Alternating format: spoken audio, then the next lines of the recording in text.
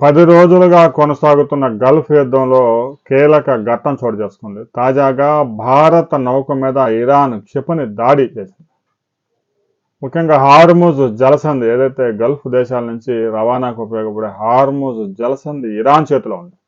కేవలం ఒక 32 కిలోమీటర్లు మాత్రమే ఉండే ఈ జలసంధిలో నుంచి ప్రతిరోజు 1200 పైగా షిప్పులు ప్రయాణం చేస్తూ ఉంటాయి.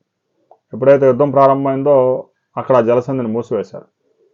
జలసంధిలో నుంచి ఎవరైనా షిప్పింగ్ చేస్తే దాడి చేస్తామని ఇరాన్ హెచ్చరికలు జారీ చేస్తోంది. తాజాగా భారత నౌక మీద దాడి చేసింది. యుఏఈ నుంచి బయలుదేరి కాండ్లా రేవుకు వస్తున్న ఈ నౌక మీద జరిగిన దాడిలో 3 నావికులు గల్లంతయ్యారు. మిగతా 17 మందిని ఒమన్ నేవీ కాపాడింది.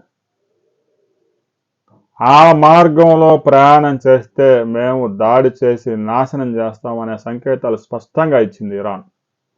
తాజాగా కొద్ది గంటల కిందట మరో షిప్ మీద కూడా దాడి చేశారు. ఆ మార్గంలో ప్రయాణాలు, రవాణా, సరుకు రవాణా జరగడం లేదు. ఎవరైనా సాహసం చేసి షిప్పులు నడిపించాలని చూస్తే మేము క్షిపణి దాడులు చేసి నాశనం చేస్తామనే సంకేతాలు ప్రపంచానికి పంపించారు.